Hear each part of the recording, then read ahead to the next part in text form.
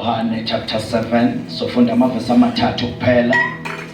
ngokaJohane chapter number 7 sizofunda nje amavesi amathathu 37 38 and 39.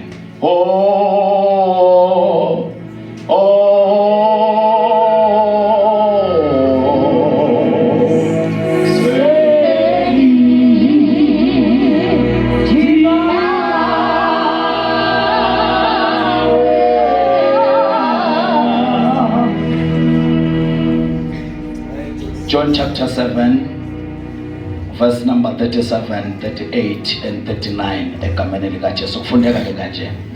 Kepha ngosuku lokugcina olukhulu lomkhosi uJesu wema wamemeza wathi, uma ekhona owomileyo akeze kimi aphuze, okholwa yimi njengokusho kombhalo, esiswini sakhe uyawugobhoza imifula yamanzi aphilayo. Washo lokho ngomoya abaza kumamukela abakholwa nguye, ngokuba umoya wayengakafiki lokhu Jesu wayengakakhazimliswa. Inkosi mayibusise ukufundwa kwezwi layo. Bazalwane, ngivumeleni kusihlwa egameni likaJesu ngikhulume ngaphansi kwesihloko esithi uJesu ungamanzi okuphila. uJesu ungamanzi okuphila. Bible bazalwane lasifunda khona uJohane usinika isithombe ngomkhosi elithi Bible umkhosi wamadokodo, okuthiwa ngokumkhosi omkhulu ogujwa isizwe sikaNkulunkulu Israel. Kuthiwa ngalolu suku lomkhosi kwakukhunjulwa iprovision kaNkulunkulu besehlane. Zule nkosi lithi mabe lapha ehlane kwake kwaphela amanzi, uNkulunkulu ke waba provider noma wabapha amanzi. Wakuthi ke njalo ngonyaka bazalwane isizwe sikaNkulunkulu sikhumbule ukuthi khona uNkulunkulu okuhamba nabo njengoba basezweni lesethembiso. Malibongwe igama likaJesu. Mawufunda incwadi kaExodus chapter number 15, Bible lami lithi uma bephuma nje eGibhithe babhekana nempi yokuqala okungesimpi kodwa ulwandle olubomvu. Bible lithi uma bebhekana nolwandle olubomvu uNkulunkulu walivula ulwandle, bafika ngaphesheya ehlane laseShuri.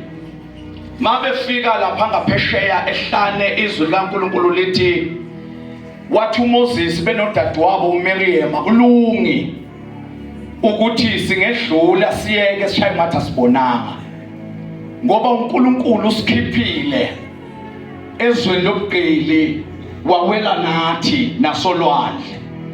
Izwi likaNkulunkulu lithi sebedidekile uNkulunkulu wabahola ngensika yefu emini, wabahola ngensika yomlilo ebusuku. Mase bengaphesheya uyahlabelela uMoses, uyahlabelela uMiriam ubiza abesifazane, bakhanda iculo bakhonkoza ingoma. Ngiyabheka nje ukuthi babezohlabelela abathini. Uthi ke manje uMiriam no asihlabele ngokwesigameko esisibonile, ukuthi esikubonile asikaze sakubona ihashi nenkweli yalo uphosolwane. Bible lithi uma beqeda ukuhlabelela abasebethabatha uhambo, ngoba bazalwane sisohambena sikahlala indawonye kodwa siyahamba. Ma besahamba abazalwane endleleni lithi Bible belapha eShuri aphela amanzi. Ma amanzi aphela bahamba baya kuMoses. Moses sesinenkinga entsha, amanzi aphelile. Base befuna ukumkhanda ngamatshe uMoses. Angazi impendulo kaMoses iyathini, kodwa engathi uMoses uyabakhumbuza ukuthi kunomuntu osuke nathi eGibhithe, okwathi uma iGibhithe lonke kumnyama kodwa eGosheni kwakhanya. Lapha kwathi khona iGibhithe ukudla kungekho, kodwa uNkulunkulu eGosheni waletha ukudla. La kwathi kushaya khona ishayo eGibhitha, kodwa uNkulunkulu wabaphephisa baseGosheni. Asibuyele kulo uNkulunkulu onjalo. Lithi iBhayibheli for 3 days 3 nights bahamba bafuna amanzi bangawathola. Kodwa mabafika endaweni okuthiwa iMara asayatholakala amanzi. Kodwa lamanzi uma etholakala waphuzeki. Base babheka uMoses uthi atholakele amanzi. Kodwa inkinga yamanzi awaphuzeki. Base babheka phezulu kuJehova. Ngoba lona uphume nabo eGibhitha. Angeke sabayekele noma amanzi akasekho. Ngoba noma isimo sivela, kodwa sibheka isimo. Kodwa sibheka lo ephume naye. Noma sekuvela inkinga, kodwa sibheka kulona osikhiphile. Kulento enziwa uJehova, akabagubhela umthombo omusha. Uthi lalela Moses, ubona lekeleni kwakho. Uthi ngibona isihlahla. Uthi hamba uthatha igatsha bese ulungisa lamanzi. Kunomuntu okhona namhla la uze kulesi simo amanzi akhe ayababa. Kodwa uJehova angeke asawachithe. Uzolungisa wona lawa. Angeke asashintshwe. Kodwa wona lawa uzolungiswa wona. Umtheni wakho angeke asawushintshe. Kodwa uzolungisa wona. Ingane zakho angeke asayishintshe. Kodwa uzolungiswa zona. Nomshado wakho angeke uthole omusha. Kodwa wona lo uzolungiswa wona. Ngoba lo simakade awuphume nawe angeke akushiye. Awulise khona ibandla loNkulunkulu. Angeke bazalwana akushiye. Walungiswa wona lawa. Uyabona lesimo lesi. Angeke uzusishiye la. Kodwa uzobuyela emuva. Sesilungile sesimnandi. Why? uJesu unamandla okusilungisa. Awunesekhona kodwa bazalwane. Nesekhona ebusuku egameni likaJesu. iBhayibheli amazalwane lithi mangabe asashintshiwe amanzi base bayajabula. Kanti bazalwane kunento engiyitholayo. Mawuhamba noNkulunkulu kunezinto okufanele ungayikhathazi ngazo. Makuphela amanzi bheka kuye. Makuphela ukudla bheka kuye. Makufika ukukhathala bheka kuye. Makufika ubunzima bheka kuye. Ungakhathazeki ngalutho ngoba yena uyiprovider. Kusho yena wathi phuma lapha uye kwenye indawo. Awunesekhona bazalwane. Mabekeda bephuza amanzi washo ukuthi akuhlalwa eMara. Kodwa kuyahanjwa. Kodwa sekhona abathandwa. Akuhlalwa eMara. Ngoba amanzi asalungisiwe. Kodwa kuyahanjwa. Sotshela umzalwane namhlanje ozophuma amanzi alungisiwe. Izolunga lendaba yakho namhlanje. Ukhona umuntu osebuye. Awusanga kuMamba. Awusanga kuBishop. Kodwa sesibheka kuye. Mangabe lendaba ingasalungiseki uthi uMoses asisuki la. Mangabe ungahambi nathi. Asisuki. Awunesekhona bazalwane. Izawulunga le ndaba. iBhayibheli ambasuka. Sebejabula. Washo ukuthi uNkulunkulu uhamba nabo ehlale laseElim. Wahamba nabo uNkulunkulu wasondela nabo eElim. Lithi iBhayibheli mabefike eElim bathola imithombo sebagujelwe. Number 12 bathola nezihlahla zesundu eziwu-70. Ithi inkulumo yasezulwini mangabe noNkulunkulu ahamba nawe azophela amanzi awalungise. Kodwa khona la khona ngizomdavida uthi uyamholela emanzini okuphumula. Malibonga igama likaJesu. Ngizumhlabeleli athi lapho ungihola mina ngiyawulandela. Abanye amagama abazalwane asinandaba namanzi aphelayo. Malikushoyena Isaiah uthi ngiyawusemguke mina ngiyakunetshaka. Uthi mina nginguye hamba nawe apholele emanzini okuphumula. Fika nabo eElim. Fika nabo bahlala base bayaphuza. Bathi hayi ngempela nguye noNkulunkulu. Washo ukuthi akahlala uBishop Malinga. Kuyahanja. hanjwa. Kodwa umzalwane okhona la endlini bazalwane. Ufuna ukutshela namhlanje ke hanjwa. Noma ungayicela lento oyicela uNkulunkulu amnike. Kodwa kuyahanjwa. Sizohambeni. Masihamba amanzi asalungisiwe. Kuzofika isikhathi lapho khona azophela. Bazalwane sekhona. Bahamba badabula isigagato. Ngoba wonke umuntu bazalwane nesigagato sakhe. Kufika lapho khona isigagato sifwa ngamanzi. Uthi ababheka bangaphuzisa nabo abanawo amanzi. Nabo badinga wona amanzi. Kufanele bese sibheka ke kulo othe phumani ngihamba nani. Ngoba wonke khona lamanzi akanawo. Kanti uma uhamba naye akhola ukholele ehlane lase-Elimu. Ake ngidedele uNkulunkulu namuhla akholele ehlane lase-Elimu.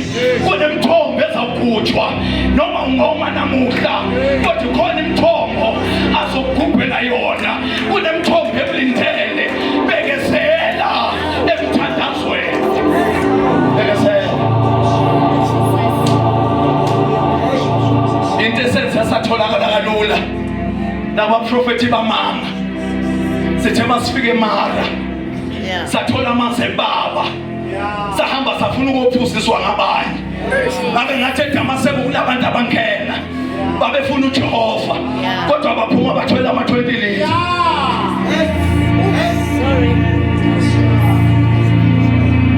Baphuma bethola ama-20 liters. Bangena bafuna uNkulunkulu. Baphuma bagcwele izingabo. Baphuma bathwele yonke imikhuba. Kodwa bebefuna uNkulunkulu. Amanzi asaphela. Khona indoda efuna igama likaJehova. Lisekhona bazalwane. uNkulunkulu wathuthela. Mayisethuthela uNkulunkulu yabacelela umusa. uMoses usethi uNkulunkulu uzobahola. Baholele emthonjeni yamanzi. Khona umzalwane uNkulunkulu ahamba naye. Themba liphelile. Indlela ihambeki. Kodwa ngizothi mina bambelela. Kukhona into elungiswayo malibonga igama likaJesu. Khona into elungiswayo. Basuka endaweni yase-Elimu. Mabasuka e-Elimu baya endaweni okuthiwa iRefidim. Mabafika eRefidim amanzi ayaphela. Ngiyacabanga kube kwakunamuhla ngabe babephethe oJojo bebalayishe emotweni. Kwasho ukuthi uhambo liselude uJojo uzophela endleleni. Aphela amanzi. Njengoba sizothandaza la uzophumela ngaphandle iphelele wendlu yomthandazo bese kusala wena noNkulunkulu. Yilapho khona kuzothesta ukholo lwakho ukuthi ukholwa kangakanani, ugxilise kangakanani impande zakho kuJesu. Amanzi asaphela. Babonakala lapha bajulisa impande. Amanzi asaphela. Athi mabe babambuza bathi na izolo kunje nanamuhla nje athi ngingedwa ushilo kodwa ngeke ngishiye. Uhamba nami noma kumnyama noma kunjani bathi uhamba nami. Uzohamba nawe bazalwane. Uzohamba nawe uNkulunkulu noma amanzi aphelile. Angeke abiyeke futhi angeke akushiye. Nisakhona bazalwane. Amen. Mabafika lapha eRefidim aphela amanzi. Maphela amanzi saqhala isizwe. Moses amathuna bekhona eGibhithe. Ngabe usidedele safela khona. Kunokuthi uzosibulala la. Basondela uNkulunkulu. Moses beno-Aaron bayokhala. Wathi uNkulunkulu lalela Moses. Thatha leli bandla. Usondele etsheni laseHoreb. Kodwa bena shumela nawe kumbe. Ashumela nawe kumbe. Isukuma kumbe. Uthi uMoses Nkosi amanzi aphelile. Uthi uNkulunkulu ehlane laseHoreb kunedwala elikhona sondela dlameni. Kukhona idwala elikhona. Kodwa ngizwa amagama athi uphethe nesandleni. Uthi ngiphethe induku. Uthi uyibona le nduku oyiphethe. Uthi ngizothi uma ngifika lapha ya mawufika uzobona idwala. Kodwa mawubona leli dwala uzolishaya leli dwala. Kodwa kunamagama akhulunywa uNkulunkulu. Uthi kodwa mina ngizawuma phambi kwakho. Awunisekhona abazalwane. Noma amanzi ayophuma edwaleni kodwa ukhona ume phambi kwakhe. Hayi bazalwane nihamba nami. Noma amanzi aphuma edwaleni kodwa ukhona umilo ume phambi kwakhe. Ithi le ndoda emPaul mayithola isambulo ithi baphuza kuye edwaleni lalingiKristu. Ofundela idwala kwangesini idwala hore kodwa kwakunguJesu igama lakhe elalihamba nabo ehlane. Bathu uma bephelelwa ngamanzi lake lashaywa idwala kanti akushaywa lona kushaywa yena owayekade ezole ngemthini.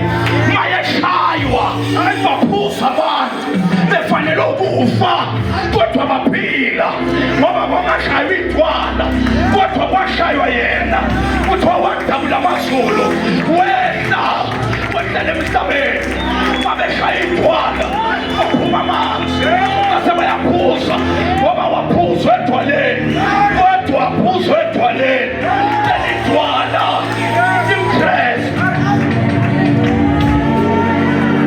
Leli dwala limKristu. Bahamba bathi uma behamba phinda phela amanzi. Hayi masaphelile amanzi uthi uNkulunkulu weMoses uphethe nesandleni uthi ngiphethe induku uthi today ayisebenzi ngifuna ukukhuluma ukuthi sekhona abazalwane uzomintroduce kule concept ukuthi kube uMoses wakhuluma nedwala lakhipha amanzi bebeyolwethatha leli dwala bahambe nalo kodwa manje leli dwala elimKristu Jesu kukhulunywa nalo. It is an indication yokuthi abiwa kwezinye izinto mase kuphela amanzi liyatshelwa leli dwala nomshado noma usumumu kutshelwa leli dwala noma ikhaya selibheda kodwa kutshelwa leli dwala noma izinto sezibheke phansi kodwa liyakhulunyiswa igama lale dwala umuntu uKristu Jesu. Namuhla bazalwane sibisele edwaleni elimJesu elikhipha amanzi.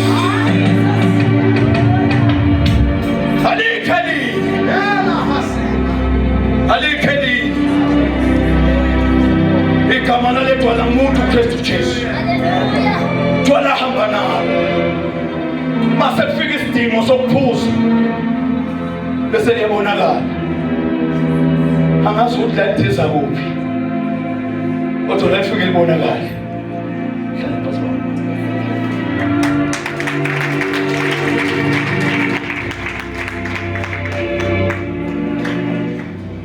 Lasifunda khona abazalwane sekuhlala phansi egameni likaJesu. Zokala indoda emKristu iyamemeza uthi umbhali ngaleso sikhathi wawusuku lokugcina lomkhosi. Ngalomkhosi bazalwane wakuthathwa amavesi egolide kuhambe kuyokhiwa amanzi echibini eliseduzane nethempeli. Igama lechibi kuthiwa iSiloamu. Akhiwe lamanzi azothelwa ethempelini lapha e-altar. Ma echitheka lamanzi bakhumbula iprovision kaNkulunkulu. Kodwa noma echitheka lamanzi abawabonayo le ritual yangaqeda ukoma. Hamba nambazalwane la manzi athelwa lapha angaqeda ukoma.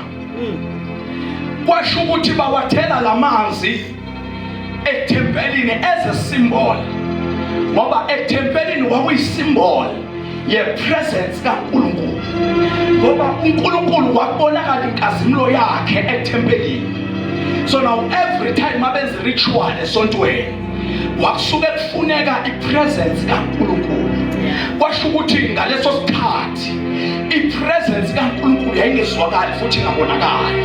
Babenza iritual but ingabasizi. Kwasho ukuthi ngalolo suku kukhona ofikile.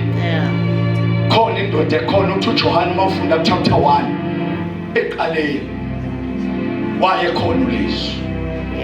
Ulizwi wayeNkulunkulu. Ulizwi wayeNkulunkulu.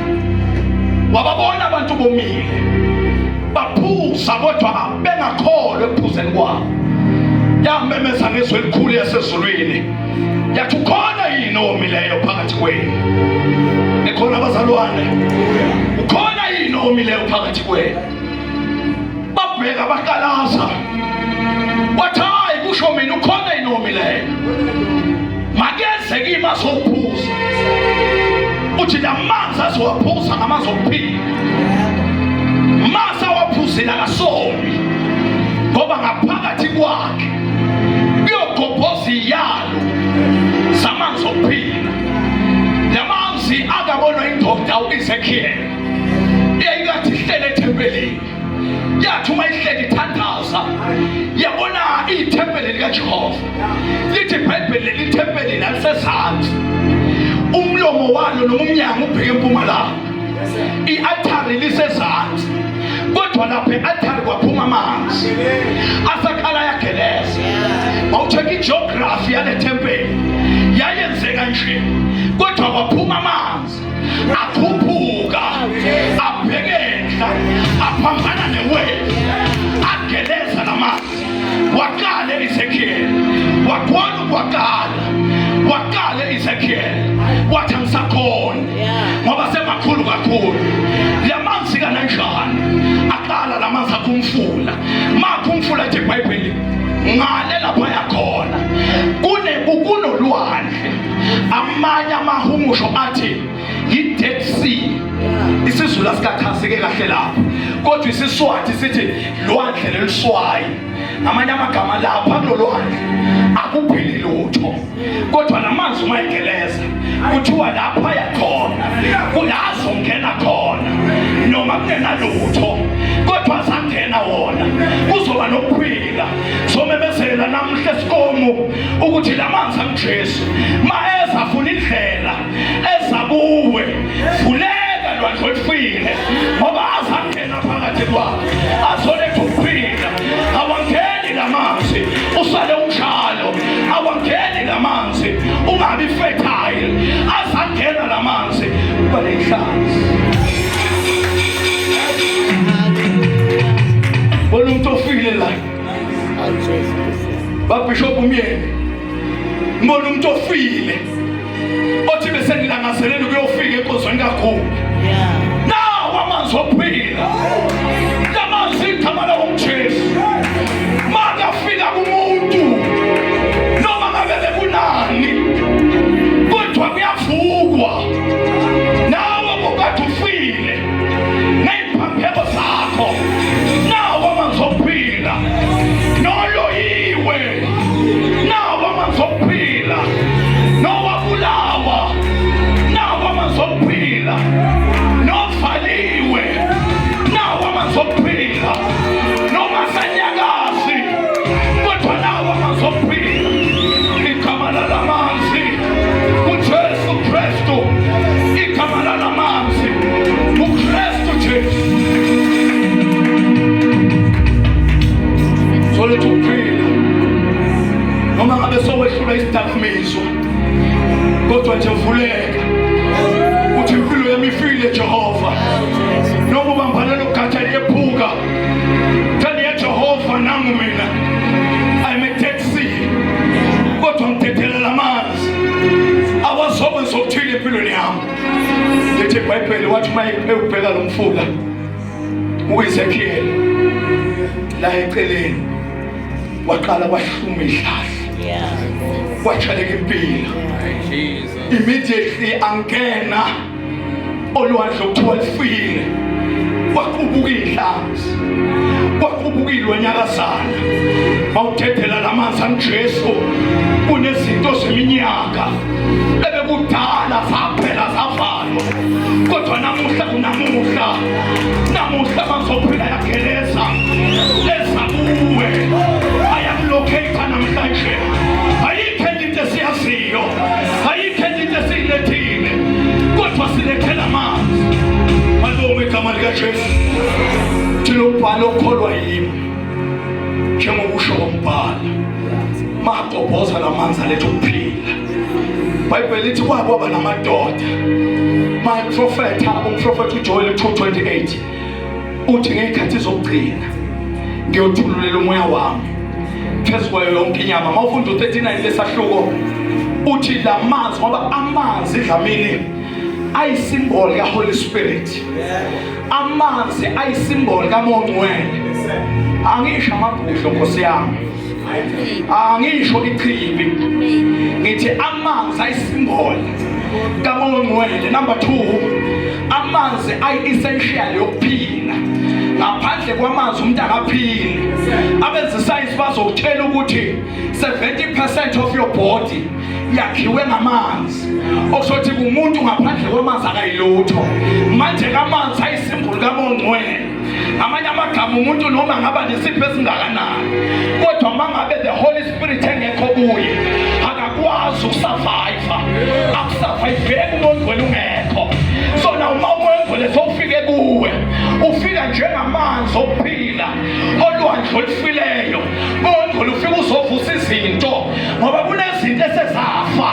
Asikwazi ukuvuswa ingcabo, asikwazi ukuvuswa isiwasho, asikwazi ukuvuswa ngisiwasho noma yini, kodwa lento yovuswa ngamandla kaMoya Ongcwele. Amandla kaMoya Ongcwele ayakwazi ukuresurrecta umuntu obengasenalutho arayithwe off, kodwa uMoya Ongcwele ufika umvuse. Lamandla bazalwane esikhuluma ngawo asesibhabhanweni. Akukho okunye sikwaziyo kodwa sazi siphambana. Sekhona bazalwane. Amen. Sesiyathandaza ekseni. Sesiyathandaza ekseni. uJesu ungamanzi okuphila. uJesu ungamanzi okuphila. Kuningi utshele khona. Kuningi ukukhulunyiwe. Kodwa namhla sizomemezela amanzi. Yebo. Ngizwe bona kaZulu kuthiwa kupheshwa amanzi amnyama. Sizophehla nathi namhlanje. Asivuma ukuphuma ngalo yamnyama. Singayiphehla ngalento yasezulwini. Kuyafana bomasha lapha emnyama. Sizophehla amandla kamoya. Sizophehla into yasezulwini. Ngoba ngaphandle kwayo kuye phambili. Ngizwa indoda ePetro. Usenzo chapter number 2. Sebaphathisiwe ngomoya Ongcwele. Chapter number 3 baya emthazazweni. Mayifika le ndoda ithi ngiphela igolide nesiliva. Bathi igolide nesiliva sinayo, kodwa kunento esinayo. Lento esinayo sakunika yona. Lento ya-activatewa yilento enzeke chapter number 2. Lento ka Holy Spirit.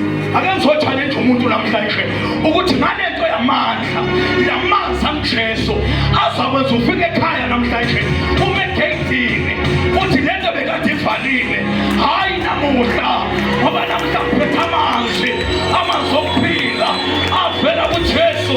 Igama layo uJesu, lamanzi engihamba ngawo akumuntu uKristu Jesu.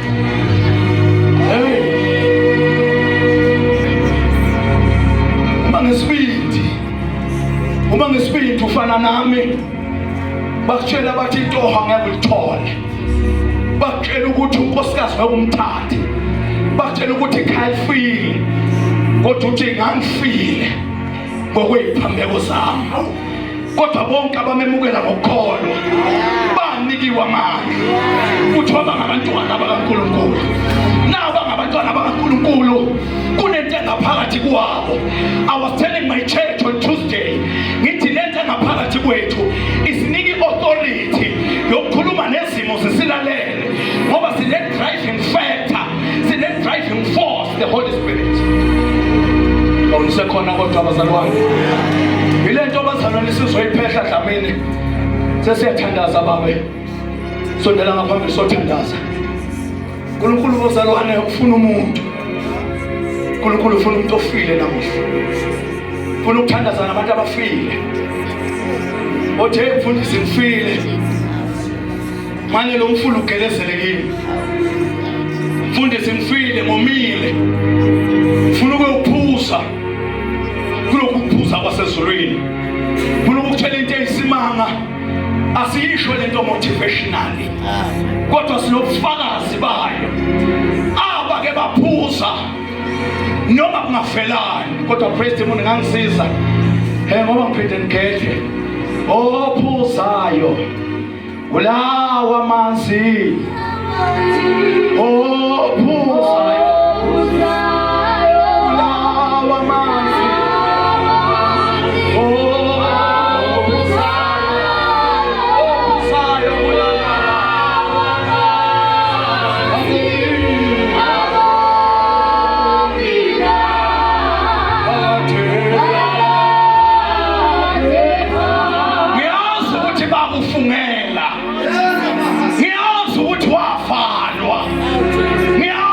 bagita phezu kwakho kodwa abomi hayi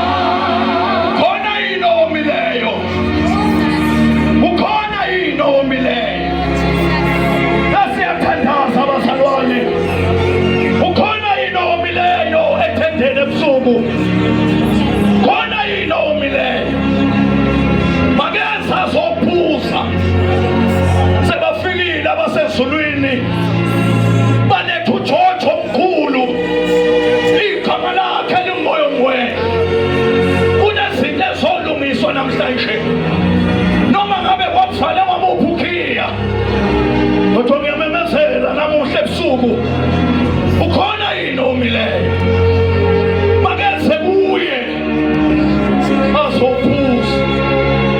akusahambeli endleleni womile akusathandazeki womile akusahlabeleleki sizathu womile khona inomileyo nabo abafundisi bakhona bazokubeka isandla nawe bawungabhaphathiswa baphathiswa ngomoya oyingcwele onamandla okudabula udabula wonke amafindo ozodabula nawe ehlane ozohamba nawe ethafeni khona inomileyo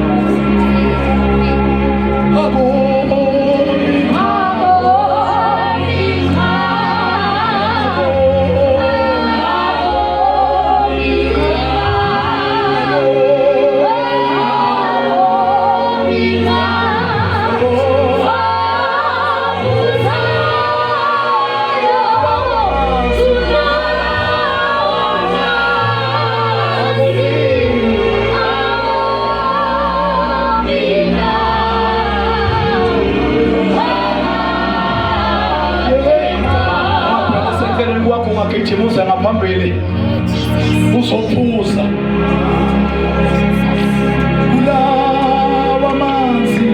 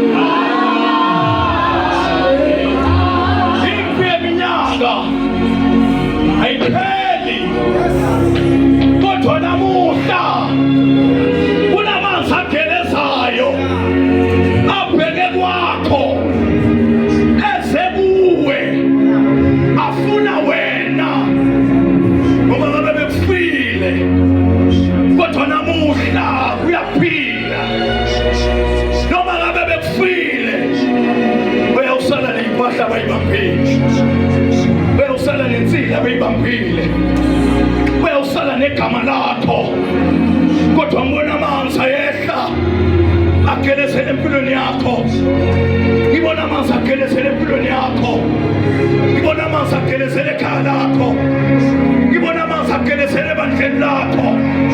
Kunezinto ebeyifile kodwa namuhla uJehova uyasivusa. Ungavumi mhlobo wami ukuphuma ngalo mnyango, amanzi akhona.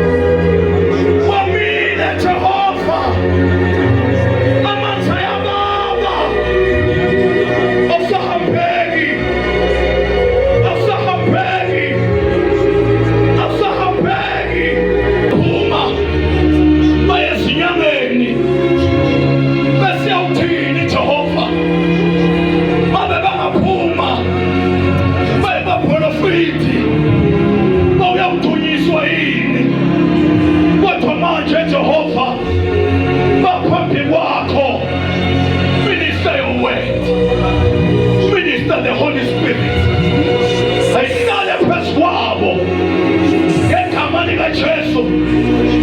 Vula baba lafaneke khona noma ngabe kwavalwa nini, kodwa baba vuleke ngegama likaJesu. Noma ngabe kwavalwa kweyolahla isikhiya, kodwa ngibona umfula wamanzi uyageleza. Gelezela kubo, ubona uyageleza, uya kuleya mpilo.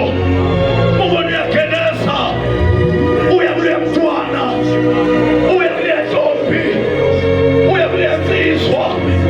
Egameni likaJesu angeke kuhlale kunje.